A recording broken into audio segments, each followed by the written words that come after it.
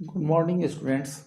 आशा है आपकी तैयारी अच्छे से चल रही होगी और आप घर पे बैठ के ज़्यादा से ज़्यादा समय जो है वह अपने प्रश्नों के उत्तर तैयार करने में लगे होंगे। मैं इस नए ऑडियो कंटेंट में आज आपके सामने CC9 से जुड़ा हुआ जो यूनिट 5 है, जिसमें आपको उपचार और उसके डिफरेंट एस्पेक्ट्स को पढ़ना है, से संबंधित पहले ऑडियो कंटेंट को आपके सामने प्रस्तुत कर रहा हूँ। इसमें जो टाइटल है वह है करेक्शन। करेक्शन का माने होता है सुधार, या कहीं कहीं इसका अर्थ जो है उपचार से भी लिया जाता है। सुधार का मतलब होता है अपराधियों का कैसे सुधार किया जाए। तो इस पर इसके डिफरेंट पक्ष पर यह जो है यूनिट प्रकाश डालेगा। तो सबसे पहले हम सुधार क्या है इस पर विचार करेंगे और इसके कुछ संक्षिप्त जो है इसका परिचय देंगे करेक्शन के बारे में, और ये करेक्शन का कंसेप्ट कैसे इमर्ज किया, इसकी हिस्ट्री क्या है, इस पर भी हम प्रकाश डालेंगे। तो आइए अब हम इस ऑडियो कंटेंट को शुरू करते हैं।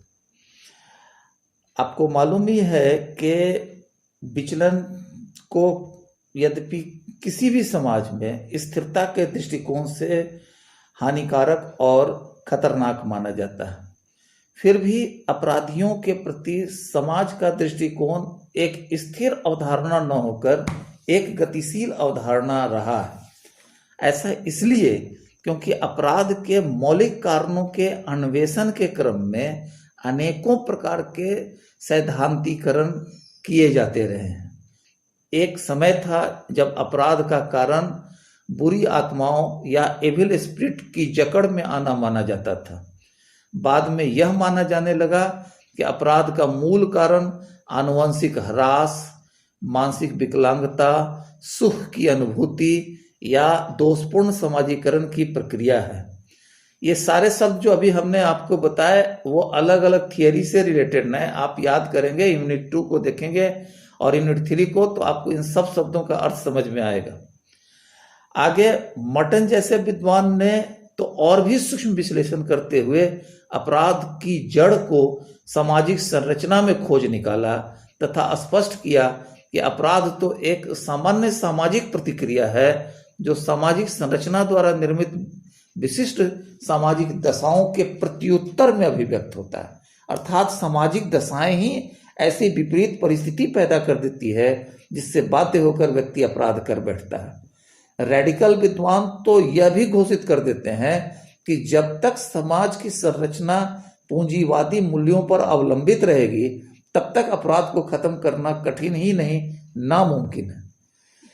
अब आते हैं, हम देखते हैं कि क्या क्या परिवर्तन हुआ। तो पाते हैं कि अपराध और अपराधियों के प्रति धारणा में निरंतर होने वाले परिवर्तनों ने अपराधियों को दंड देने के पीछे जो मौजूद चिंतन और दर्शन का स्वरूप था उसको भी समय समय पर रूपांतरित और परिवर्तित किया है। मतलब जैसा अपराध के कारण का दर्शन होता है उसी दर्शन के अनुरूप दंड का भी दर्शन होता है। हम क्या दंड दें, यह इससे संबंधित बहुत सारे चिंतन हैं। आप यूनिट 4 में इसको पढ़ेंगे तो उन दर्शनों से दंड की प्रक्रिया निर्धारित होती रही है। और यह दर्शन भी जो है, दंड का जो दर्शन है वह कोई स्थिर नहीं रहा है, वह लगातार बदलता रहता है।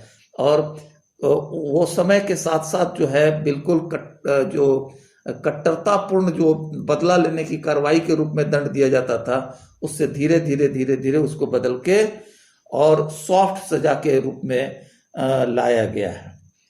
तो शुरू शुरू में जब यह माना जाता था कि अपराध के लिए व्यक्ति निजी तौर पर जिम्मेवार है, अर्थात वह अपना अच्छा बुरा सोचकर और स्वतंत्रता पूर्वक, आप फ्री विल से परिचित होंगे, स्वतंत्रता पूर्वक अपराध करने का निर्णय लेता है, तब उस दशा में दंड देने वाले विचारक उसके लिए रिट्रीब्यूटिव, एक टर्म है, अब नया टर्म है रिट्रीब्यूटिव, RETRIBUTIV। रिट्रीब्यूटिव का मतलब होता है प्रतिशोधात्मक। प्रतिशोध से आप समझ सकते हैं जैसे को तैसा टिट फॉर टैट की बात करेंगे, या प्रतिरोधात्मक, प्रतिरोधात्मक को भयोत्पादक भी कहा जाता है। इसको अंग्रेजी में कहते हैं डेटरेंट, DETERRENT, अर्थात अपराधी तथा अन्य लोगों के मन में भय पैदा करने वाला सिद्धांत। तो अगर मानते हैं दंड विचारक कि उसने सोच विचार कर स्वतंत्रता पर अपनी इच्छा से अपराध किया है, तो उसके लिए या तो प्रतिशोधात्मक टाइप के दंड का प्रावधान करते हैं या फिर प्रतिरोधात्मक या डेटरेंट टाइप के दंड का निर्धारण करते हैं।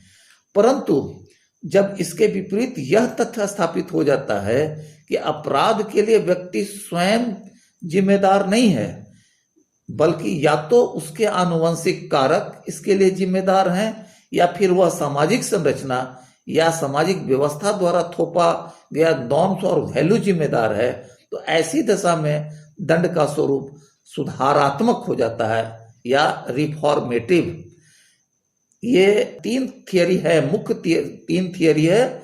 आप इसको डिटेल में पढ़ेंगे यूनिट 4 में।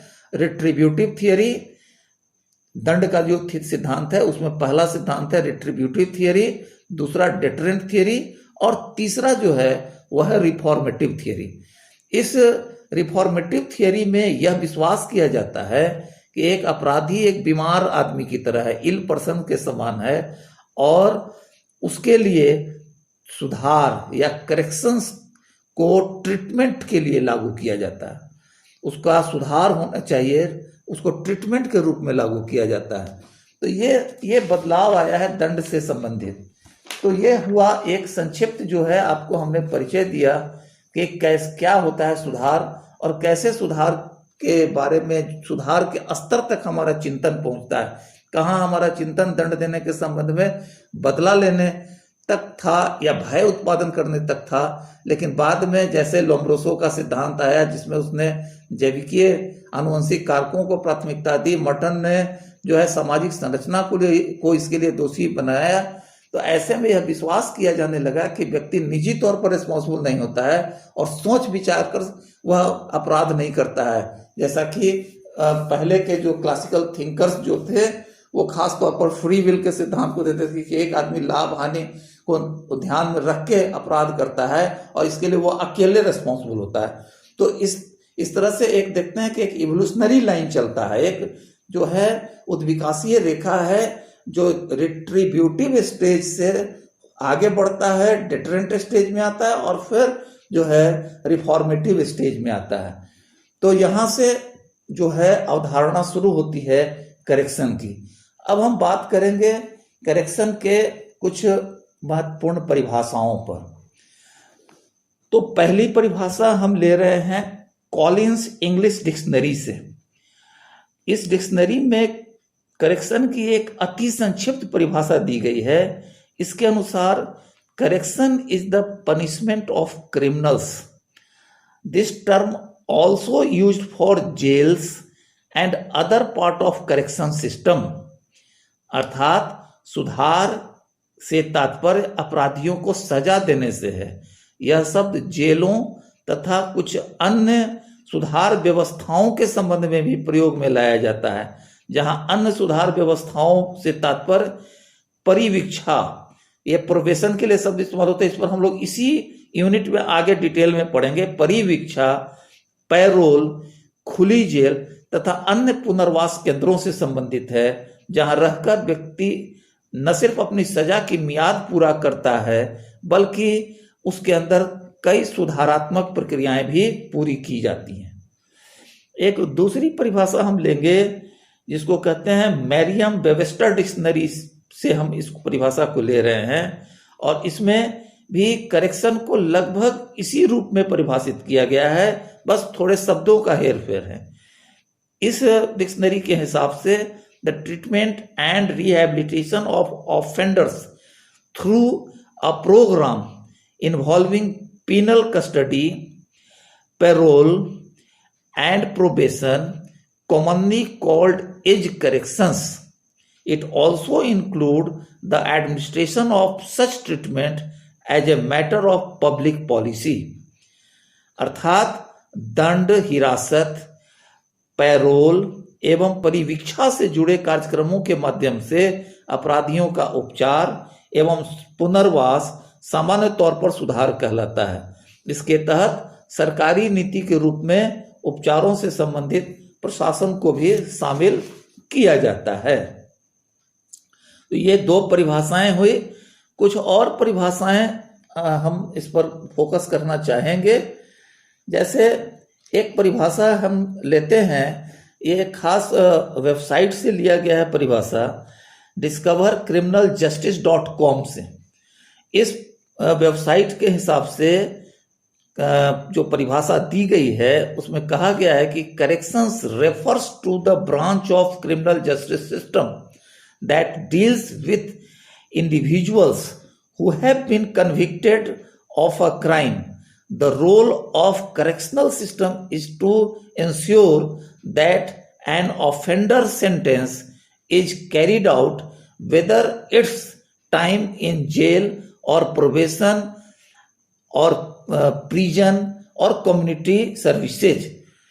इसका मतलब हुआ कि सुधार आपराधिक न्याय व्यवस्था की एक शाखा को इंगित करता है जो किसी अपराध के लिए दोष सिद्ध व्यक्तियों के संबंध में कार्य करता है, और सुधार की यह व्यवस्था निश्चित करती है कि वह अपनी सजा को या तो जेल में या फिर प्रोबेशन में या फिर कम्युनिटी सर्विसेज के माध्यम से पूरा करेगा।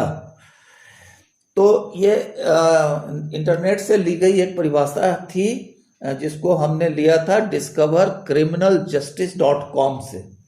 इसी तरह से एक और डेफिनेशन है जिसे भी हमने इंटरनेट से लिया है, यह है definition.net से। इसमें करेक्शन की एक विस्तारित परिभाषा सिस्टम के रूप में दिया गया है। इनके अनुसार a correctional system also known as a penal system, इधर साफ साफ कह देते हैं कि जो है दंड की जो व्यवस्था है उसी को करेक्शन व्यवस्था कहा जाता है। A correctional system also known as penal system, thus refer to a network of agencies that administered jurisdictions, prisons, and community-based programs like parole and probation boards.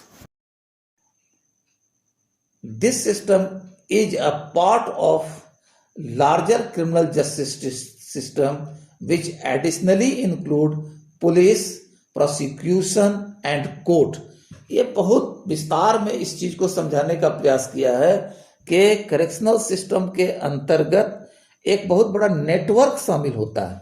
एक नेटवर्क होता है जिसमें अपने क्षेत्र में आने वाले, जो उसका क्षेत्राधिकार है, उसमें आने वाले बंदियों एवं समुदाय आधारित कार्यक्रमों को प्रशासित किया जाता है। समुदाय आधारित कार्यक्रम का मतलब जैसे पैरोल और परिवीक्षा बोर्ड्स जो हैं उसको एडमिनिस्ट्रेट करता है।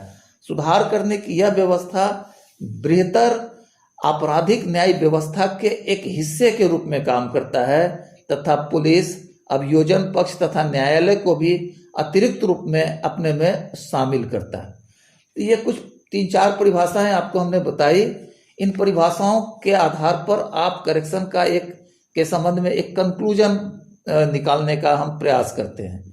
तो कहा जा सकता है, समेकित रूप में, एक इंटीग्रेटेड रूप में कहा जा सकता है कि सुधार क्रिया के अंतर्गत सरकारी अभिकरणों द्वारा उन व्यक्तियों के लिए सजा संबंधी, उपचार संबंधी एवं निगरानी संबंधी कार्य किए जाते हैं जो किसी अपराध में दोष सिद्ध हो चुके होते हैं। दोष सिद्ध का मतलब कन्विक्टेड। उपरोक्त समस्त कार्य कारावास, पैरोल एवं परिवीक्षा जैसे साधनों द्वारा पूरे किए जाते हैं।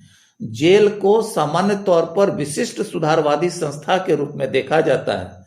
यह सुधारवादी व्यवस्था, जिसे आमतौर पर दंड की व्यवस्था के रूप में जाना जाता है, में कई एजेंसियों से मिलकर बनने वाला एक नेटवर्क होता है जो मुख्यतः अपने क्षेत्र में आने वाले कैदियों एवं पैरोल और परीक्षा बोर्डों के कार्यक्रमों को नियंत्रित और निर्देशित करता है। सुधार की यह व्यवस्था एक उच्च आपराधिक न्याय प्रणाली की उप व्यवस्था के रूप में काम करता है, जिसमें पुलिस, लोक अभियोजक तथा न्यायालय इसके अभिन्न हिस्से बन जाते हैं। सुधार जो शब्द है, करेक्शन जो शब्द है, उसका शैक्षणिक दृष्टिकोण से भी महत्व माना जाता है, जिसमें उपचार से संबंधित विभिन्न सिद्धांतों, नीतियों तथा कार्यक्रमों को समावेशित किया जाता है। अध्ययन की यह उपशाखा न सिर्फ सुधार कर्मियों तथा व्यवस्थापकों को प्रशिक्षित करने हेतु मार्गदर्शन प्रदान करती है, बल्कि उन बंदियों के सुधार हेतु आवश्यक प्रक्रियाओं को भी विकसित करती है जो जेल की चारदीवारी के अंदर सजा के दिन काट रहे होते हैं। इसका उद्देश्य यह होता है कि जब वे बंदी अपनी सजा पूरी कर बाहर निकलें तो समाज में आसानी से समायोजित हो जाएं। तो ये आपको हमने बताया इस करेक्शन सिस्टम का डेफिनेशन और उसका कंक्लूजन। अब आते हैं, हम बात करते हैं इसकी महत्ता पर कि करेक्शन सिस्टम की क्या महत्ता है। तो हम दंड व्यवस्था के दर्शन और चिंतन में क्रमिक परिवर्तनों के फलस्वरूप पाते हैं कि यह विचार ज्यादा महत्ता पा चुका है कि दंड का प्रमुख उद्देश्य अपराधी के व्यक्तित्व और व्यवहार में सुधार से संबंधित होना चाहिए, ताकि वह या तो समाज में रहकर ही अपनी सजा की अवधि को पूरी करे या फिर वह जेल की सजा काटकर जब बाहर आए तो समाज में उसका पूर्णतः समायोजन संभव हो पाए। मैंने आपको एक बार क्लास में पहले भी कहा था कि समाज में रहकर कैसे अपनी सजा काटी जाती है, इसको अगर रूबरू आपको देखना है, आपको समझना है, तो एक फिल्म के बारे में हमने क्लास में चर्चा की थी, दुश्मन फिल्म।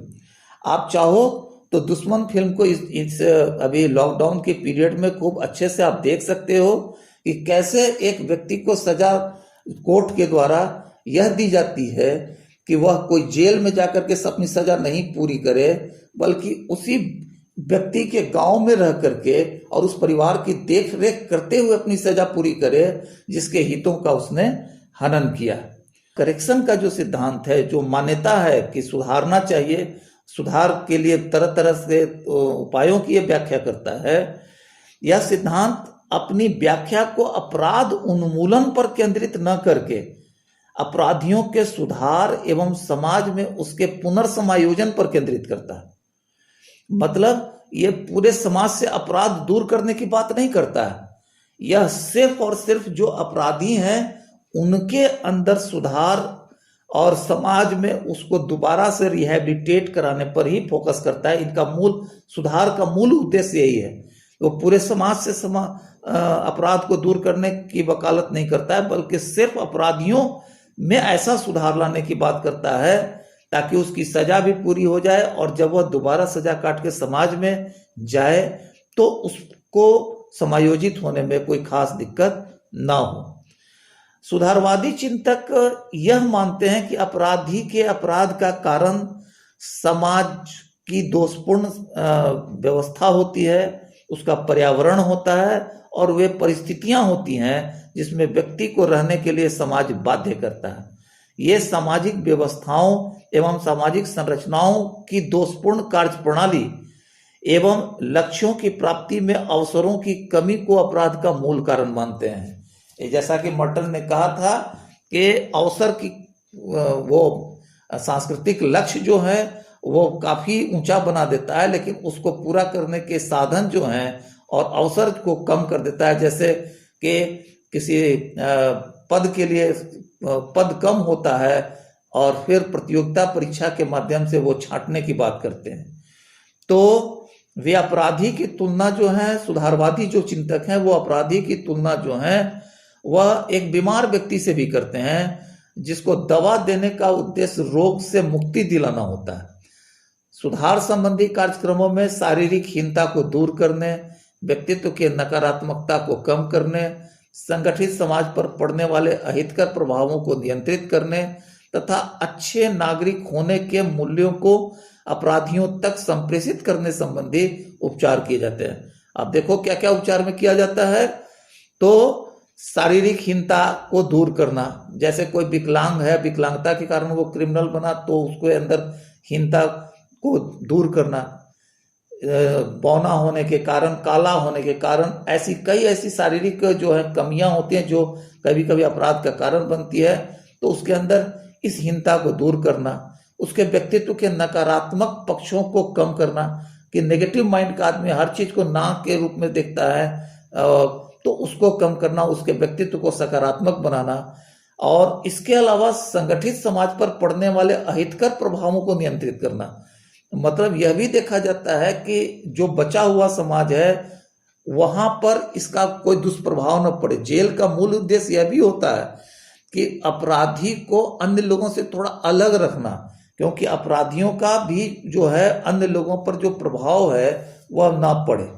और इसके साथ ही साथ अच्छे नागरिक होने के मूल्यों तक अपराधियों को संप्रेषित करना, ये सब तरीका अपनाया जाता है जिससे कि उसमें सुधार या उपचार किया जा सके। इसके अलावा सुधार के तहत कुछ तकलीफ देने, पीड़ा देने को भी जो है दंड विचारक उसी तरह उचित मानते हैं जैसे कि एक डॉक्टर के द्वारा कड़वी दवा को रोगी के लिए जरूरी माना जाता है। सुधारवादियों को विश्वास होता है कि सुधारात्मक क्रिया विधि अगर बहुत सुखद होगी तो यह भी अपराध को प्रोत्साहित करेगी और अपराधियों में वांछित सुधार नहीं लाएगी। मतलब जैसे देखते हो कि एक एयर कंडीशन कमरा में बैठ करके पढ़ाई करोगे तो ज्यादा अच्छा जो है ज्ञान हासिल नहीं होगा। पढ़ाई और ज्ञान बुद्धि जो है उसको हासिल करने के लिए शरीर को थोड़ा कष्ट देना जरूरी है। उसी तरह से एक अपराधी की सुधार के लिए थोड़ा उसके माहौल को जो है पीड़ादायक बना करके रखा जाता है ताकि वह गिल्ट भी फील करे और वह ऐसा काम करने से बचे, प्रायश्चित करे और नई चीजों को जो सुधार से संबंधित है उसको बहुत तेजी से ग्रहण करे। इस तरह से कहा जा सकता है कि सुधार की प्रक्रिया जो है एक भावुकता पूर्ण, जिसको सेंटिमेंटल कहते हैं, उपयोगितावादी और प्रेरक प्रक्रिया है। तो सुधार की प्रक्रिया में 3 तथ्य शामिल हैं: सेंटिमेंटल होना अर्थात भावुकतापूर्ण होना, इमोशनल होना। उपयोगितावादी का मतलब होता है कि इसका कुछ फलाफल मिलना, इसका कुछ फायदा निकलना। और तीसरा होता है प्रेरक, मतलब वो मोटिवेट करते रहता है। तो ये 3 प्रक्रियाओं का कॉम्बिनेशन होता है सुधार प्रक्रिया। मतलब आप कह सकते हैं कि correction process is a combination of sentimental process, utilitarian process and motivational process. कुछ दंड विज्ञानी जो है वह दंड के नकारात्मक पक्षों को भी रेखांकित कर इसके माध्यम से सुधार को अपनाने पर बल देते हैं। ये बताते हैं कि दंड देने से क्या क्या खराब असर पड़ता है और इसीलिए सुधार पर ज्यादा जोर देना चाहिए। तो इसमें इन्होंने बताया है कि चूंकि दंड की प्रक्रिया बहुत लंबी होती है, इस कारण अपराध और दंड के बीच का जो एक सार्थक संबंध होता है वह रह नहीं जाता। समाज भी उस अपराधी के कृत्य को लगभग भूल चुका होता है, अतः उस दंड का जो भयोत्पादक प्रभाव है, डेटरेंट प्रभाव है, वह भी गौण हो जाए। अभी इसका लेटेस्ट उदाहरण है कि निर्भया कांड बहुत पहले घटा था। समाज में उस समय उस काम के लिए बहुत गुस्सा था। तो ऐसे में इतने साल केस चलने के बाद अब अगर उसको फांसी होती है तो सजा का मूल उद्देश्य जो होता है वह लगभग खत्म हो जाता है या गौण हो जाता है, क्योंकि सजा का मूल उद्देश्य यह होता है कि लोगों को यह मैसेज देना कि आप गलत काम करोगे तो आपको सजाए मौत भी दी जा सकती है। मतलब बाकी लोगों को भयभीत करना। लेकिन साथ ही साथ यह सजा तो थी, वो यह भी मैसेज देती है कि सजा देने में इतना लंबा समय लगता है, अतः उसका ज्यादा जो डेटरेंट इफेक्ट है वह कम हो जाता है। उसके बाद हम आते हैं, इसमें दूसरा जो खास हिस्सा है वह है कि सजा भुगत लेने के बाद भी समाज एक अपराधी को अपराधी ही मानता है। सजा देने का ये नुकसान है कि सजा भुगत लेने के बाद भी समाज एक अपराधी को अपराधी ही मानता है तथा उससे दूरी बनाए रखता है। कलंकीकरण के कारण व्यक्ति मनोवैज्ञानिक रूप से भी टूटने लगता है। इस कारण विचलित समूहों के साथ उसका सामंजस्य पुनः बढ़ने लगता है और वह पूरे समाज को ही अपना शत्रु मानने लगता है। तो सजा देने का यह भी नुकसान है कि कितना भी सजा काट के आए उसको क्रिमिनल ही लोग मानते हैं। तीसरा है कि दंड अपराधी को अपराध के लिए सतर्क बनाता है। वह अपनी उन गलतियों को सुधार कर पुनः अपराध कर सकता है ताकि वह दोबारा इस चक्रव्यूह में ना फंसे। फलतः साधारण अपराधी के जघन्य अपराधी होने का खतरा बन जाता है। मतलब अपराध दंड देने से अपराधी और अलर्ट हो जाता है कि ये गलती किए थे तो हमको पकड़ा गए, अगली बार जब अपराध करेंगे तो हम उन गलतियों को दोबारा नहीं दोहराएंगे। और इस तरह से एक छोटा मोटा जो अपराधी होता है वह भी जो है एक चालाक, शातिर और सीरियस क्रिमिनल के रूप में रूपांतरित हो जाता है। कभी कभी दंड अपराधी को अपराध के संसार में उच्च परिस्थिति दिलाने में भी मददगार साबित होता है। आपने सुना होगा कि जेल रिटर्न होता है तो बाकी उसके दोस्त यार जो बाहर हैं वो उसको अपने समाज में थोड़ा ऊपर स्टेटस दे देते हैं। मतलब ये बिल्कुल जेल रिटर्न है, थोड़ा अपर स्टेटस वाला है। तो कहने का मतलब कि दंड उसको सुधारेगा क्या, बल्कि उसके दंड को बाहर बैठे हुए उसके साथी अप्रिसिएट करते हैं और उसको अपना गुरु मानने लगते हैं। पांचवा है कि जेल के अंदर के कटु अनुभव भी कभी कभी जेल के बाहर आकर भी उसको मनोवैज्ञानिक तौर पर परेशान करते रहते हैं, जिससे परिवार में उसका समायोजन नहीं हो पाता। अब जेल के अंदर इतना गंदा गंदा अनुभव होता है कि वह बिल्कुल उससे उभर नहीं पाता है और परिवार कितना भी दिलासा देता है और उसको अपने में शामिल करने का कोशिश करता है तो ठीक से वो शामिल नहीं हो पाता है। तो दंड की उपरोक्त कमियों के मद्देनजर दंड विज्ञानी वर्तमान में दंड की जगह उपचार को ही प्राथमिकता देते हैं। न्याय प्रशासन भी अपराध की परिस्थिति एवं प्रकृति के साथ साथ अपराधी के व्यक्तित्व को मूल्यांकित कर ही दंड नीति का निर्धारित करती है। बेंथम जैसे क्लासिकल अपराध विज्ञानी ने 19वीं सदी में ही दंड के प्रतिशोधात्मक और भयोत्पादक सिद्धांत की खुली आलोचना करते हुए कहा था कि दंड कोई क्रोध या बदले की कार्रवाई नहीं है, बल्कि यह तो एक प्रकार का आकलन है जो सामाजिक भलाई के विचारों तथा अपराधी की आवश्यकताओं से जुड़ा होता है। Punishment is not an act of wrath और vengeance, but is an act of calculation, disciplined by considerations of the social good and the offender's needs। तो ये बहुत पहले ही बेंथम जैसे विद्वान ने इसको कहा था कि दंड कोई क्रोध या बदले की कार्रवाई नहीं है, बल्कि एक प्रकार का आकलन है जो सामाजिक भलाई के विचारों तथा अपराधी की आवश्यकताओं से जुड़ा होता है। अब थोड़ा हम लोग चर्चा कर लें कि अपराधी ये जो करेक्शन प्रोसेस का क्या क्या दोष हो सकता है, क्या इसका लिमिटेशन है। तो करेक्शन प्रोसेस का कुछ लिमिटेशन होता है, जैसे कि अपराधियों के सुधार से संबंधित लगभग सभी सिद्धांत में इस तथ्य का वैज्ञानिक आकलन नहीं मिलता कि क्या वास्तव में एक व्यक्ति अंदर से सुधर जाता है या अंदर से उसके अंदर से अपराधिता का उन्मूलन हो जाता है। परिस्थिति की व्याख्या करने वाले सिद्धांत इस बात पर बल देते हैं कि परिस्थितियां प्रतिकूल हों पर व्यक्ति द्वारा भी अपराध की ओर व्यक्ति जो है वो दोबारा भी अपराध की ओर उन्मुख हो सकता है। मतलब अगर फेवरेबल कंडीशन मिले तो दोबारा क्रिमिनल बन सकता है। चिकित्सा शास्त्र भी हर बीमारी का दवा से इलाज नहीं करता, वह शल्य क्रिया के द्वारा प्रभावित अंग तक को काट कर बाहर कर देता है। संरचनावादियों द्वारा उठाए गए उस प्रश्न को भी अगर सही माने कि सामाजिक संरचना सांस्कृतिक लक्ष्यों को प्राप्त करने में सभी को बराबर का मौका नहीं देती, तो क्या यह संभव है क्या कि सभी को किसी भी व्यवस्था में बराबर का मौका दिया जा सकता है और उस मौके को उपलब्ध कराने की कीमत या मूल्य क्या समाज उसको उठा पाएगा।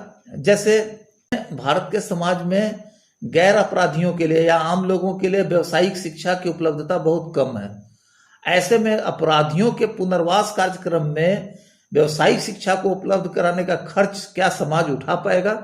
यदि नहीं, तो दंड का विकल्प सुधार की तुलना में सस्ता ही पड़ेगा और शायद समाज भी इससे ज्यादा संतुष्ट होगा। निष्कर्ष के रूप में कहा जा सकता है कि सफल नीति वही होगी जिसमें दंड और सुधार की बराबर की गुंजाइश रखी जाए। कुछ अपराधियों के मामले में दंड दिया जाए, जबकि कुछ अन्य के मामले में सुधार की नीति को अपनाया जाना ज्यादा तार्किक होगा। तो अभी तक हमने आपको बताया कि ये सुधार क्या है, उसका इतिहास क्या है, इन वैज्ञानिक चिंतनों के क्रमबद्ध परिवर्तन के फलस्वरूप दंड के संबंध में जो चिंतन बदलता गया है। हमने आपको कुछ परिभाषाओं को बताया। परिभाषाओं के आधार पर हमने करेक्शन को कंक्लूड किया, क्या फाइनली इसको किस रूप में देखा जाता है। और फिर हमने आपको बताया कि सिग्निफिकेंस जो है करेक्शन सिस्टम का, क्या सिग्निफिकेंस है, क्या महत्ता है। और अंत में हम करेक्शन सिस्टम के कुछ जो गिने चुने दोष हैं उसकी भी चर्चा की। तो आज के CC 9 के जो है आपका 5वां यूनिट है, उससे संबंधित एक और महत्वपूर्ण जो सेगमेंट है जिसको हम लोग करेंगे फॉर्म्स ऑफ करेक्शन, जिसको हम लोग लेंगे सुधार करके क्या कितने तरह के तरीके प्रचलित रहे हैं उस पर हम ध्यान देंगे। और खास तौर पर सिलेबस जो है वह इंडिकेट करता है 2 तरीकों पर, जिसको कहते हैं प्रिजन बेस्ड करेक्शन और कम्युनिटी बेस्ड करेक्शन। इसकी हम लोग चर्चा करेंगे। तो अभी फिलहाल मैं इस जगह पर अपने बातों को ख़त्म करता हूँ और आपके लिए ये मौका है कि आप इस ऑडियो कंटेंट को बार बार सुने, चूँकि ये नया चैप्टर है। आपको शायद शुरू में समझ में आने में थोड़ी दिक्कत होगी, लेकिन आप धीरे धीरे आराम से बार बार सुने तो आपको ये चीज़ें क्लियर होती जाएंगी।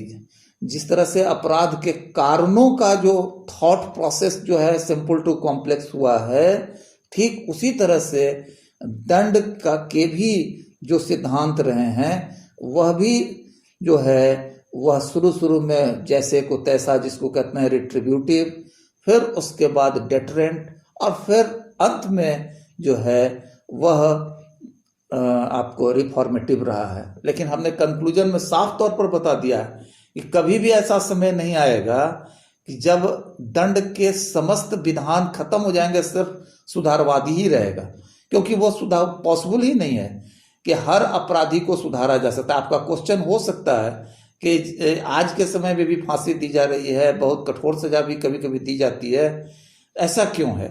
जब हर अपराधी में सुधार के गुंजाइश होती है तो उसको सजा क्यों दी जाती है? तो इसका साफ साफ आंसर दिया गया है कि सुधार की गुंजाइश होती है, लेकिन आपको अपराधियों को क्लासिफाई करना होता है कि किसको सुधारा जा सकता है और किसको सजा दी जा सकती है। इसीलिए निर्भया कांड में उस कांड को रेयरेस्ट ऑफ कांड बोला जाता था, कि बहुत जो है एक रेयरेस्ट वर्ड इस्तेमाल किया जाता है कि बहुत कांड होते हैं लेकिन उसमें भी एक रेयरेस्ट कांड है। तो इस तरह से उसको इस फांसी की सजा तक पहुंचाया गया, लेकिन उसमें भी जो है बहुत सारी छूट दी गई और अपनी निर्दोषिता साबित करने का पूरा मौका दिया गया। हर स्टेज में अपराधियों ने जाकर जो है अपनी निर्दोषिता साबित करनी चाहिए।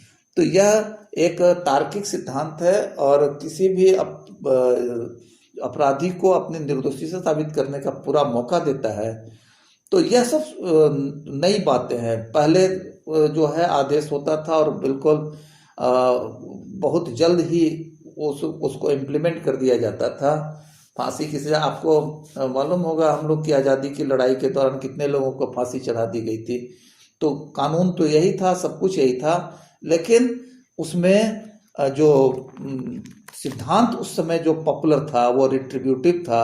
वो जो ब्रिटिश न्यायविद थे वो ज़्यादा प्रभावित थे प्रतिशोधात्मक न्याय सिद्धांतों से, दंड सिद्धांतों से, और तुरंत के तुरंत जो है वो फांसी या आजीवन कारावास या कालापानी की सजा दे देते थे।